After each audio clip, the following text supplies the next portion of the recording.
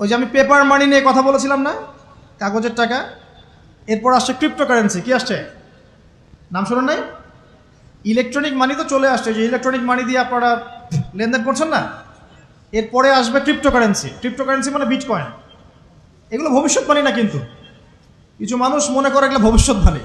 এগুলো ভবিষ্যৎবাণী না, এগুলো বর্তমান। অলরেডি পৃথিবীর কিছু কিছু দেশে চলে আসছে, হয়তোবা এদেশেও অচিরে আসবে। তো মনে করেন এখন আপনি একজন সাধারণ মানুষ, ক্রিপ্টোকারেন্সি কী জিনিস আপনি বোঝেন না। এখন আপনি একজন আলেমের কাছে আসলেন, এসে বললেন যে হুজুর, ক্রিপ্টোকারেন্সি কী জিনিস আমি বুঝি না, এটা হালাল না হারাম, জায়েজ না জায়েজ, কতটুকু রাখা যাবে রাখা যাবে না, মাসআলা দেন। এখন আমি যদি আপনাকে বলি, এই যে ভাই নেন কোরআন, এই যে তাফসীর ইবনে কাসির নেন, জালালাইন নেন, মারিফুল কোরআন নেন, এই যে বুখারী, মুসলিম, তিরমিজি, আবু দাউদ, নাসাই, সবগুলো নেন, বাসায় গিয়ে পড়াশোনা করে মাসআলা বের করেন, পারবেন?